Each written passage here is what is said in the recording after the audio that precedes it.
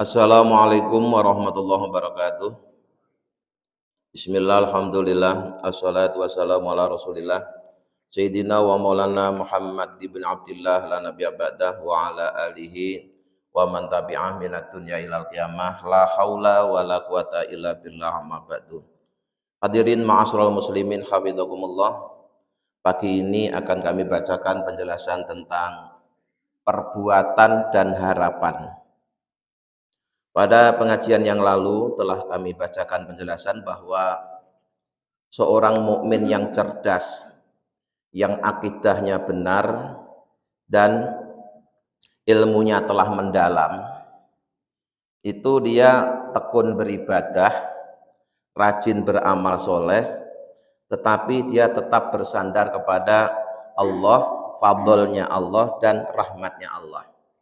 Artinya walaupun dia banyak beramal soleh, tidak bersandar kepada amal solehnya.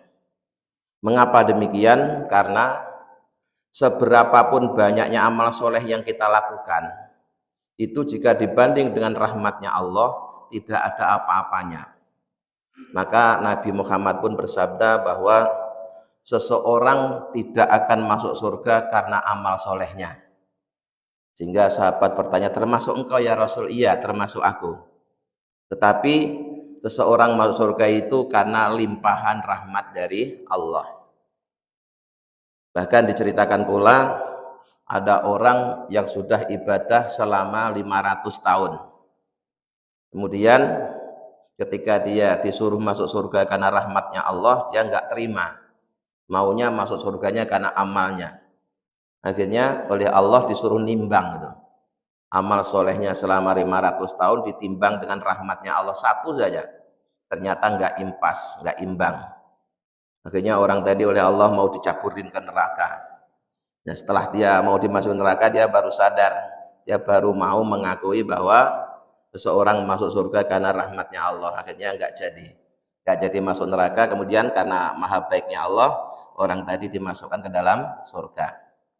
Jadi orang mukmin yang cerdas, yang akidahnya benar, yang ilmunya telah mendalam, itu di satu sisi dia tekun ibadah, rajin beramal soleh, tapi dia bersandarnya, yang dia andalkan adalah fadl dan rahmatnya Allah, bukan amal solehnya.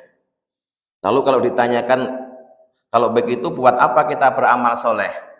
Jawabannya adalah untuk menunjukkan kalau kita ini hambanya Allah.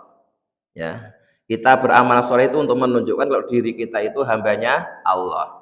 Dibuktikan pengakuan kita bahwa kita hambanya Allah itu kita tekun menjalani perintah-perintahnya Allah. Karena amal soleh itu kan yang perintah Allah. Ya. Di kita sholat, kita ibadah itu untuk menunjukkan kalau kita ini hambanya Allah. Namanya hamba, disuruh oleh Tuhannya ya harus nurut. Tapi soal masuk surga itu bukan karena amal, tapi karena rahmatnya Allah. Nah, terkait dengan hal tersebut, waqala telah berkata sapa Syekh Abu Sa'id, Syekh Abu Sa'id Al-Kharas rahimahullah taala, semoga Allah selalu menyayanginya. Man dhanna, barang siapa yang menyangka atau meyakini, annahu bahwasanya seseorang bil amali dengan amalnya, yasilu bisa wusul ke Allah, bahwa maka orang tadi muta'anin adalah orang yang membuat dirinya capek, membuat dirinya payah, membuat dirinya letih.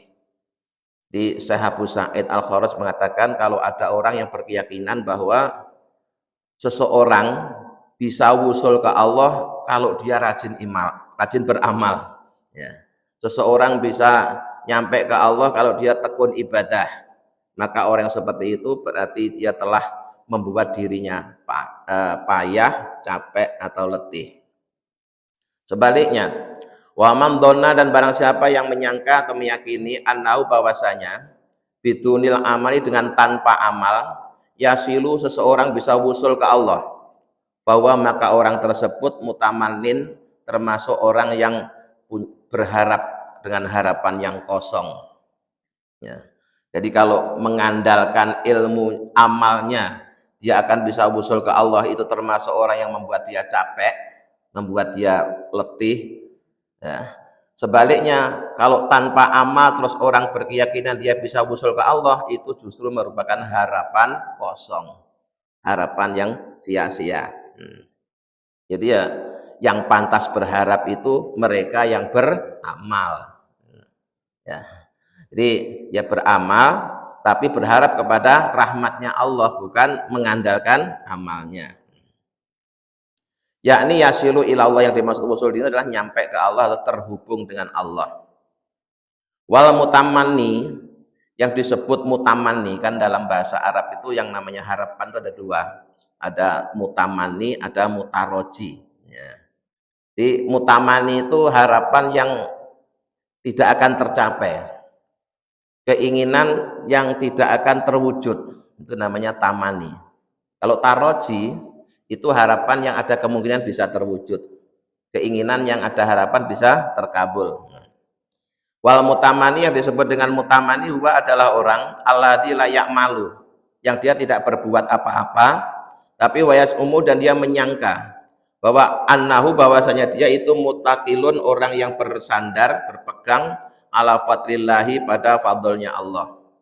Mutamani itu orang yang tidak beramal soleh, tidak beribadah, menyangka bahwa perbuatannya seperti itu justru menunjukkan bahwa dia orang yang bersandar kepada Allah. Wadzalika gururun, maka yang demikian itu termasuk orang yang tertipu. Ya. Wahamakotun, dan menunjukkan kebodohannya. Jadi kalau orang tanpa amal, tanpa ibadah, terus merasa dirinya telah menjadi orang yang bersandar pada fadlnya Allah, maka itu justru merupakan orang yang tertipu dan menunjukkan kebodohannya. Ya. Fa innahu, maka sungguhnya layasiku tidak sah, minhu dari orang, apa al-itikalu, bersandar alauli kepada Allah, wa ala fadli, dan pada anugerah Allah, illa ma'al amali sholihi, kecuali disertai dengan amal soleh. Yang sah dikatakan orang yang bersandar pada anugerah Allah adalah orang yang beramal soleh. Kalau tidak beramal soleh kok kemudian dia mengatakan dirinya bersandar pada Allah, itu orang yang bodoh dan tertipu. Berarti orang itu keyakinannya, akidahnya masih kacau. Dia perlu ngaji tauhid lagi, orang seperti itu. Terutama dalam hal mempercayai qadha dan qadar serta kuasa Allah, ya. Terkait dengan tauhid isa fil af'al, tauhidul af'al, tauhidul sifat, dan tauhidul dzat. Kama taqaddama, sebagaimana keterangan yang telah berlalu. Jadi sekali lagi, ya, orang mukmin yang cerdas, yang akidahnya benar, yang ilmunya telah mendalam, di satu sisi dia tekun ibadah, rajin beramal soleh, tapi dia tetap bersandar kepada Allah, tidak bersandar pada amal solehnya. Nah, yang pantas bersandar kepada Allah adalah yang beramal. Kalau tidak beramal kemudian bersandar pada Allah, itu namanya orang yang tertipu dan orang yang bodoh. Allah telah berkata sapa Al-Hasanul Basri, Hasan Basri, seorang imam tabi'in. Di generasi sudah sahabat itu disebut tabi'in. Zaman tabi'in itu orang yang paling alim itu adalah Hasan Basri. Karena Hasan Basri ini muridnya Sayyidina Ali. Ya, muridnya Sayyidina Ali. Dan semua thariqah mu'tabaroh itu jalur sanadnya mesti lewat Hasan Basri ini rata-rata. Rahimahullah, semoga Allah merahmatinya. Inna amaniyal maghfirati, sesungguhnya keinginan mendapatkan ampunan, qad la'ibat, sungguh telah menjadi mainan, bi aqwamin, pada orang-orang, hatta kharaju, sehingga mereka keluar minat dunia, dari dunia, mafalisa, dalam kondisi bangkrut. Nah, bangkrut ay minal a'mali sholihati, dari amal soleh. Ini terkait dengan harapan, keinginan mendapatkan ampunan dari Allah. Ini banyak orang yang kemudian salah paham, karena salah paham kemudian salah perbuatan. Akhirnya dampaknya menjadi orang yang bangkrut. Karena dia hanya, yang penting kita berharap pada ampunannya Allah. Hanya berharap tapi tidak pernah melakukan amal soleh. sementara dia tetap menjalankan larangan-larangan Allah. Terus alasannya dia sudah bersandar kepada Allah. Itu banyak terjadi di kalangan orang awam, sampai ketika orang itu mati meninggalkan dunia, dia tidak punya amal soleh sama sekali. Itu berdasarkan pengamatan Syekh Hasan Basri. Banyak orang berharap, berkeinginan mendapat ampunan dari Allah, tapi dia tidak beramal soleh, sehingga ketika dia meninggalkan dunia dalam kondisi tidak punya amal soleh, hanya sekedar punya harapan saja. Berarti dia tidak pernah menunjukkan kalau dirinya itu hambanya Allah, tidak pernah melaksanakan kok. Buktinya kalau karyawan itu kan ya pernah kerja, ngaku karyawan kok nggak pernah kerja. Memang ada karyawan bagian nganggur? Nggak ada. Wa qala aidon, dan Syekh Hasan Basri juga berkata, al mukminu, orang yang beriman itu jamaah telah menggabungkan ihsanan, berbagai macam kebaikan, wa khaufan, dan rasa takut. Di kata Syekh Hasan Basri, orang yang beriman itu menggabungkan dua hal. Di satu sisi dia banyak berbuat kebaikan, tapi di sisi lain tetap takut kepada Allah. Sudah banyak berbuat baik itu masih takut kepada Allah. Sebaliknya, wa inal munafiqo, dan sesungguhnya orang munafik itu jamaah telah menggabungkan isaatan keburukan, wa amnan, dan merasa aman. Sebaliknya, orang yang munafik itu rajin berbuat keburukan tapi merasa dirinya aman dari siksa Allah. Jadi kalau orang mukmin sudah tekun ibadah saja masih punya rasa khauf, sudah rajin ibadah masih punya rasa takut.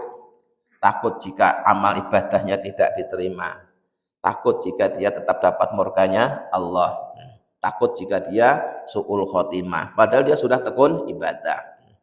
Sementara orang munafik rajin berbuat keburukan, tidak pernah berbuat kebaikan, tapi merasa dirinya aman dari murka Allah, merasa aman dari siksa Allah.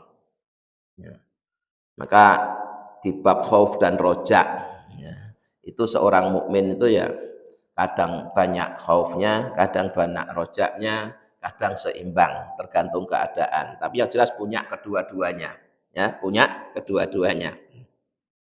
Qultu, aku berkata, maksudnya adalah sang pengarang kitab ini yaitu Habib Abdullah Al-Haddad. Wa dzalika ajibun jiddan. Dan yang dengan itu merupakan sesuatu yang sangat mengherankan. Undak beramal kok berharap. Itu namanya orang yang sangat mengherankan, sangat aneh. Atau orang yang melakukan keburukan tapi kok merasa aman, itu sungguh sangat mengherankan, sangat aneh. Li'anal khaufa, karena sungguhnya memiliki rasa takut. Bisohibil isaati, bagi orang yang melakukan keburukan itu al-yaku lebih patut. Seharusnya orang yang melakukan keburukan itu lebih takut. Oh, yang berbuat baik aja masih takut, ini yang berbuat keburukan malah merasa aman. Itu sungguh aneh. Harusnya yang mungkin agak pantas ya merasa aman itu kalau sudah tekun ibadah, tapi tetap tidak boleh, ya, tidak boleh merasa aman. Terus yang harusnya banyak takut itu yang berbuat buruk. Ini malah kebalik. Yang tekun ibadah aja masih merasa takut, sementara yang banyak berbuat keburukan malah merasa aman. Jadi seorang tidak boleh merasa aman terus kemudian enggak ibadah sama sekali.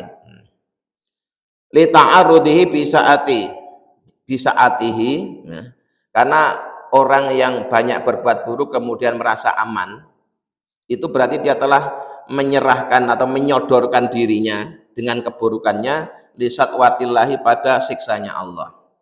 Orang kalau berbuat keburukan kok merasa aman, itu sama halnya dia telah menyodorkan dirinya untuk disiksa oleh Allah. Wa innama amina, dan sesungguhnya merasa aman ma'al isaati, bersama berbuat keburukan, itu terjadi lintikasi qalbihi, karena terbaliknya hati. Jadi kalau ada orang ya banyak berbuat buruk tapi merasa aman dari siksanya Allah, itu penyebabnya apa? Penyebabnya hatinya kebalik. Hatinya kebalik, bukan tertutup, tapi kebalik. Sesuatu yang kebalik itu ya pasti tidak, fungsinya kan menjadi kebalik juga. Hatinya kebalik. Wa amma aini basiratihi, dan mata hatinya telah buta. Jadi ada dua keburukan. Pertama kebalik, kedua buta. Jadi tertutup dua kali. Dengan kebalik itu aja udah tertutup kan. Sudah tutup, masih ditambah juga buta. Ya ada dua tutup ya. Jadi mestinya kalau tidak kebalik terus hanya tertutup saja, dengan dibuka otomatis kan sudah bisa ngelihat. Lah ini kebalik ya, sudah kebalik masih tertutup. Dia ada dua. Kebalik saja tidak usah ditutup itu sudah repot. Jadi selain kebalik juga tertutup. Walakin mayyahdillahu fawwal muhtadi, tetapi walaupun demikian barang siapa yang Allah kehendaki dapat hidayah, ya tetap saja dia akan mendapatkan hidayah. Dan banyak orang-orang yang dulunya orang yang hatinya terbalik, mata hatinya buta, tapi karena kemurahan Allah dapat hidayah dari Allah, akhirnya dia menjadi orang yang mengenal Allah. Wa mayyudlil, dan barang siapa yang disesatkan oleh Allah, falan tajida, niscaya dia tidak akan mendapati lahu baginya walian, seorang wali, mursidan yang menjadi mursid. Ya. Jadi kalau orang itu memang Allah kehendaki dapat hidayah, apapun keadaannya, dimanapun dia berada, ya pasti dia nanti akan menjadi orang yang beriman dan mengenal Allah. Sebaliknya, kalau orang itu memang sudah disesatkan oleh Allah, diciptakan sebagai orang yang calon sesat, itu walaupun tinggal di lingkungan kiai, di lingkungan ulama, tetap aja dia nggak mau nurut. Nah, nggak mau nurut. Ya, di seumur-umur dia tidak akan bertemu dengan seorang wali yang mursid. Maka di sini kemudian Syekh Habib Abdullah Al-Haddad berdoa, Allahumma hdina, ya Allah bimbinglah kami. Wa kun lana, dan jadikanlah kami, ya Rabbana, wahai Tuhan kami, walian, seorang wali, mursidan yang mursid, yang menunjukkan. Jadi berdoa mohon kepada Allah agar dipertemukan, bahkan dijadikan seorang wali yang mursid. Ila ma tuhibbuhu minna wa tardha bihi anna, dan mohon kepada Allah agar diberikan kemampuan untuk melakukan sesuatu yang disukai dan mendapat ridho dari Allah. Faqad fawatna, maka sungguh kami telah menyerahkan diri kami ilaika, kepadamu, menyerahkan amrona, urusan kami. Wa tawaffana, dan matikan kami, muslimina, dalam keadaan Islam, wal hikna, dan pertemukan kami bisolihin, dengan orang-orang yang soleh. Itu akhir dari doa Syekh Abdullah Al-Haddad. Berikutnya, wa amal ihtijaju, adapun orang yang berhujjah, berargumen, bil qadari, dengan takdir, alladzi yujrihi, yang telah menjalankannya apa, syaitanu, setan, al-la'inu, yang dilaknat oleh Allah, ala al-sinati kasirin, yang terjadi pada lesannya orang, kebanyakan orang, min amatil muslimina, dari umumnya orang muslim, fafihi khotorun, maka di dalamnya terdapat kekhawatiran, kabirun, yang banyak. Ya. Ada yang lebih berbahaya lagi, lebih mengkhawatirkan, adalah orang-orang awam dari kalangan kaum muslimin, yang mereka itu ketika berbuat keburukan, dia berlindung kepada takdirnya Allah. Itu lebih bahaya lagi. Ya. Loh, saya berbuat begini kan udah takdirnya Allah. Nah, saya dijadikan pencuri, berarti yang mencuri ini ya Allah. Saya berbuat zina ini karena takdirnya Allah pada saya seperti ini. Nah, seakan-akan ya menyalahkan Allah yang telah mentakdirkan dirinya berbuat buruk. Itu justru orang yang lebih kacau lagi itu akidahnya. Ya. Jadi kalau ada orang berbuat buruk dengan alasan karena itu merupakan takdirnya Allah, itu justru lebih mengkhawatirkan. Contohnya begini, wahwa, dan dia, anak hadahum, sungguhnya salah seorang dari mereka, idza qila, bila dikatakan lahu kepadanya, waqad taraka, dan sungguh engkau telah meninggalkan ba'dul wajibati, sebagian kewajiban-kewajiban, au fa'ala atau kau berbuat ba'dul muharramati sebagian yang diharamkan. Kemudian kalau ditanyakan kepadanya, lima, mengapa fa'alta kalian berbuat dalika yang demikian? Kalian itu kok suka meninggalkan kewajiban, melakukan yang dilarang. Mengapa kalian berbuat begitu? Nah, wa khalafta, dan mengapa kalian menentang amrallahi, perintahnya Allah, wa rasuli wa amra rasuli, dan perintah rasulnya. Fayaqulu, kemudian orang yang bodoh tadi itu mengatakan, dzalika muqaddarun alayya, semua itu sudah ditakdirkan kepadaku. Wa maktubun, dan sudah ditulis di lauhil mahfud. Wa makdiun, dan telah ditetapkan. Yu'dziru, dia beralasan bidzalika, dengan takdirnya Allah, nafsahu, untuk membela dirinya. Wa yarfa'u, dan menghilangkan al-jaroha, siksa, anha, darinya. Jadi banyak terjadi di kalangan orang awam dari golongan orang-orang Islam yang masih bodoh karena memang nggak pernah nambah ilmu, merasa ilmunya sudah cukup, yaitu ketika dia suka meninggalkan sebagian kewajiban, suka melakukan sebagian yang dilarang oleh Allah, terus ditanyakan, mengapa kalian berbuat seperti itu? Dia menjawab, semua ini terjadi karena takdirnya Allah. Sudah tertulis di Lauhil Mahfud bahwa saya adalah orang yang berbuat dosa. Sehingga dengan alasan takdir itu dia membela dirinya sendiri. Nanti membela dirinya dengan alasan takdirnya Allah. Wa yahtaju 'ala Allah Ta'ala. Dia dengan argumen seperti itu nanti dia akan membantah Allah. Jadi kenapa kalau nanti misalkan dia ditanya oleh Allah, mengapa kamu berbuat dosa? Ya ini karena takdirmu, gitu. Ya. Alladzi lahul hujjatul balighah, pada Allah itu punya hujjah yang tidak terkalahkan. Ala jami khalqi, pada seluruh makhluknya. Fi kulli halin, dalam segala keadaan. Apa hujahnya Allah itu? La yus'alu amma yuf'alu wa hum yus'alun. Bahwa Allah itu tidak bisa dimintai pertanggungjawaban atas apa yang Allah lakukan. Tapi justru manusia itulah nanti yang akan dimintai pertanggungjawaban. Soal Allah bikin baik, bikin buruk, itu urusannya Allah. Kamu tidak bisa mempertanyakan itu. Wong itu kewenangan Allah, itu kuasa Allah. Allah mau bikin apa aja ya terserah, wong Allah itu Tuhan. Tapi dirimu itulah yang nanti akan dimintai pertanggungjawaban oleh Allah. Jangan kamu mensejajarkan dirimu dengan Allah, sehingga kamu nanti berani menuntut keadilan kepada Allah. Tidak bisa, wong Allah itu Tuhan kok. Kamu cuma hamba. Jadi nanti di akhirat itu yang dimintai pertanggungjawaban itu bukan kebijakan Allah, tapi perilaku manusia. Nah ini orang-orang yang bodoh tadi itu nganggep Allah itu seperti dirinya, bisa dituntut, ya, bisa dipertanyakan kebijakannya, gitu. Ya. Itu keliru sekali. Ya. Jadi Allah menciptakan baik dan buruk itu untuk menunjukkan kuasa Allah. Allah tidak hanya bisa berbuat baik, tapi juga bisa berbuat buruk. Berarti lengkap, sifatnya Allah itu kamal. Ya. Selain ada jamal dan jalal, tapi juga ada kamal. Allah bisa menghidupkan, Allah bisa mematikan. Ya. Allah bisa melapangkan rizki, Allah bisa menyempitkan rizki. Allah bisa mengangkat, Allah bisa menurunkan. Begitu seterusnya. Ya. Allah bisa menyiksa, Allah bisa mengampuni. Itu semuanya membuktikan sifat sempurnanya Allah. Jadi kalau Allah bikin baik dan buruk, itu terserah Allah karena itu memang hak prerogatifnya Allah. Tapi kita sebagai hamba itu oleh Allah diperintahkan melakukan yang baik, meninggalkan yang buruk.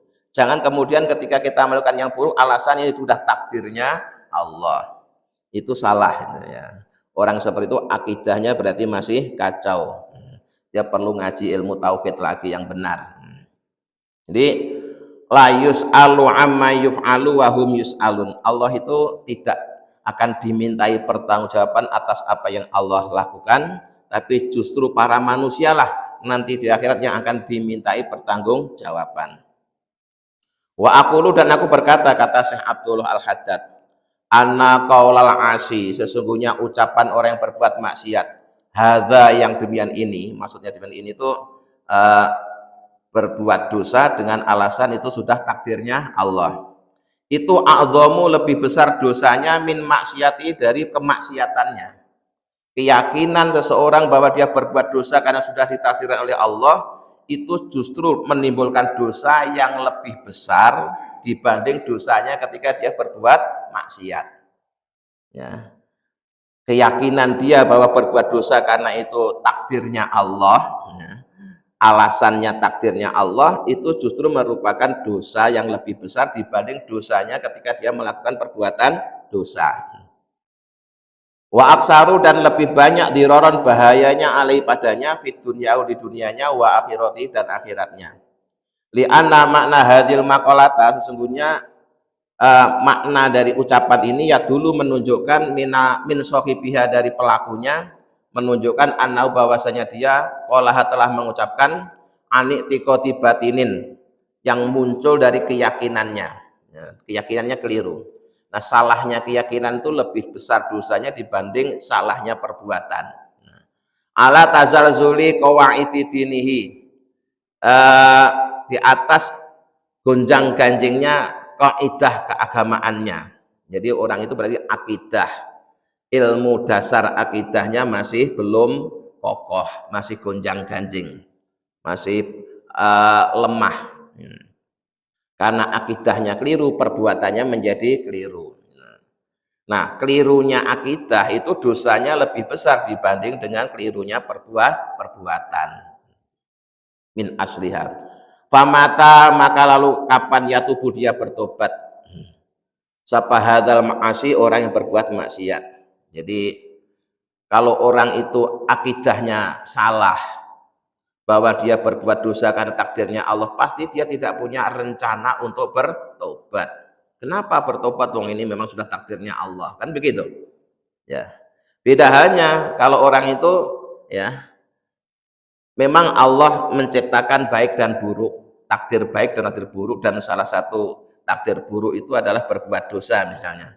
Tapi dia sadar bahwa di balik terjadinya perbuatan dosa itu ada perintah untuk bertobat.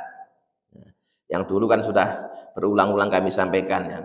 Jadi di rukun Islam, rukun iman yang keenam itu kita harus yakin dengan qada qadarnya Allah, syarrihi wa khairihi, ya, yang baik dan yang buruk. Nah, yang baik itu contohnya dua, yaitu ibadah dan nikmat.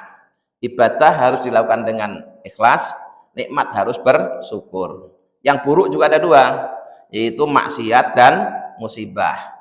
Ketika yang terjadi musibah kita harus bersabar. Ketika yang jadi maksiat kita harus bertaubat. Jadi kalau seorang itu terpeleset dalam perbuatan dosa, itu bukan disyukuri, tapi ditaubati. Ya, ditaubati. Jadi kalau Allah menakdirkan kamu dalam perbuatan dosa, di balik perbuatan dosa itu ada perintah tobat. Jangan malah bersyukur, enggak apa-apa, enggak perlu tobat. Ini memang takdirnya Allah, harus begini, harus diterima. Itu keliru, ya, keliru. Yang harus diterima dengan ridho itu kalau bentuknya itu ibadah, nikmat, itu ya, syukur itu, gitu. Tapi kalau bentuknya maksiat, ya harus tobat. Wa mata, dan kapan yang damu dia merasa menyesal ala fi'li atas perbuatannya al-qabih yang buruk. Wa mata, dan kapan yastaghfiru dia mohon ampun minhu dari perbuatan dosa tadi. Wa huwa la yara, dan dia tidak tahu lahu baginya fi'lan perbuatan. Dia tidak menyadari bahwa itu perbuatannya, tidak melihat itu perbuatannya. Wa yara annahu majburun makhurun, dan dia meyakini bahwa itu semua adalah karena dipaksa oleh Allah. Laisah tiarun wala kudrotun, bahwa manusia itu tidak punya ikhtiar, tidak punya kemampuan sama sekali. Wa hadza huwa bi'aini madhabul jabariyati, dan yang demikian inilah akidahnya orang Jabariyah. Jabariyah itu fatalisme, ya. Di orang yang berkeyakinan bahwa manusia itu tidak bisa berbuat apa-apa sama sekali tidak bisa berbuat apa-apa. Untuk memilih aja nggak bisa. Nanti kebalikannya itu qadariyah. Ya, kalau qadariyah itu sebaliknya, bahwa manusia itu mampu menentukan segala sesuatunya. Nah, itu kedua-duanya itu over, ya. Yang Jabariyah ini juga over fatalis. Yang Qadariyah juga over terlalu aktif. Dan nanti ada yang bebas dari keduanya, ya. Akidah wasatiyah istilahnya, yaitu akidah Ahlussunnah wal Jamaah. Kalau akidah Ahlussunnah wal Jamaah, perbuatan itu yang menciptakan Allah, tapi yang menggunakan adalah manusia gitu nanti kesimpulannya itu, ya. Jadi Allah khaliqul istita'ah, Allah itu yang menciptakan kemampuan, sedangkan manusia istiqmalul istita'ah, yang menggunakan kemampuan. Nah, kalau Jabariyah, manusia tidak punya kemampuan sama sekali, sehingga kalau dia berbuat zina, yang zina Allah, kalau dia mencuri, yang curi Allah, begitu.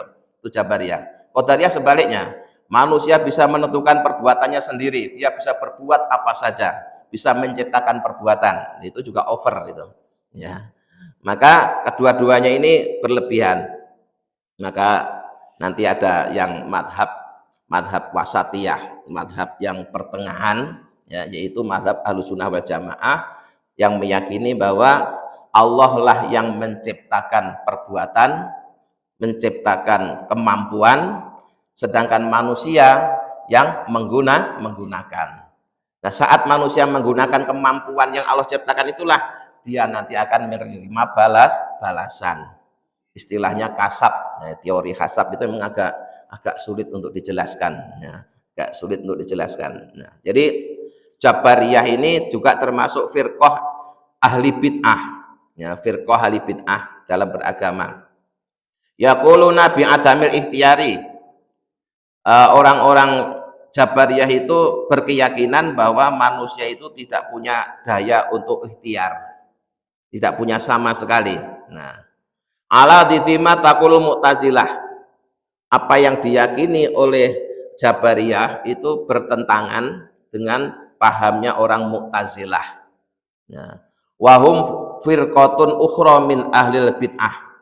Nah, Mu'tazilah ini pun juga kelompok yang lain dari ahli bid'ah.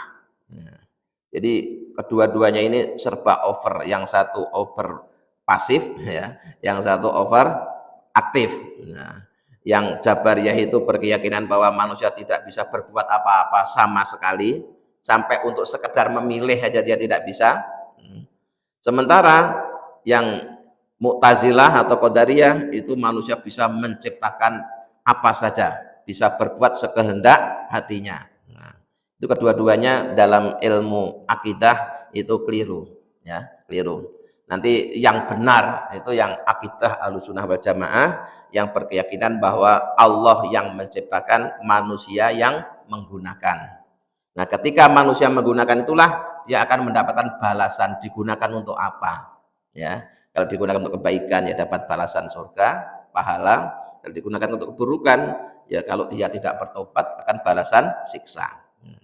Jadi ini terkait dengan akidah, perbedaan antara Jabariyah, ya, Qadariyah, dan Ahlussunnah wal Jamaah. Sementara sampai di sini dulu, insya Allah kita lanjutkan pada pengajian yang akan datang. Mudah-mudahan dengan bimbingan Allah kita tetap berada dalam keyakinan yang benar, ya. Di satu sisi kita tekun dan rajin ibadah, tapi kita tetap bersandar kepada fadl dan rahmatnya Allah.